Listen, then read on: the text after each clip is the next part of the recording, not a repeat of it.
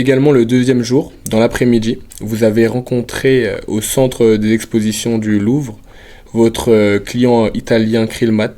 Comment ça s'est passé?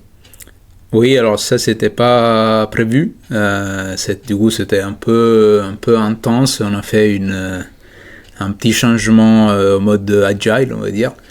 Effectivement, Krilmat, donc c'est un de nos clients italiens sur Milan, et c'est le président, c'est Ivan Kalimani, du coup, j'ai reçu un message que ils m'ont informé, t'es sur Paris, pourquoi tu viens pas nous voir au stand au Louvre? Donc ils avaient en fait, ils participaient à une foire sur les matériaux,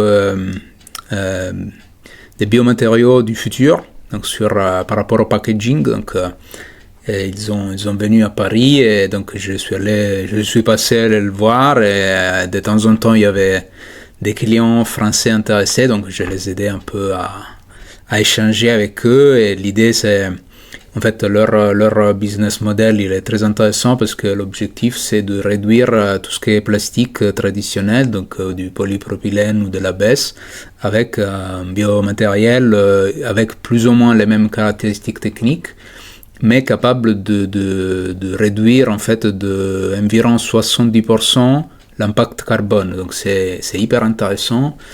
Et ce type de matériel, il peut être aussi 100% biodégradable. Donc ça veut dire, vous avez un objet en plastique, imaginez n'importe lequel dans votre maison, et ben si jamais ça se casse ou il est plus utilisable pour X raisons, il n'y a pas besoin de le recycler à un long terme ou avec un impact sur l'environnement important, mais vous pouvez directement le jeter dans le compost et il va se dégrader en 100%. Donc voilà, c'est un super concept, je trouve plutôt intéressant pour les Français, parce que je sais que c'est un sujet quand même important en France, l'environnement.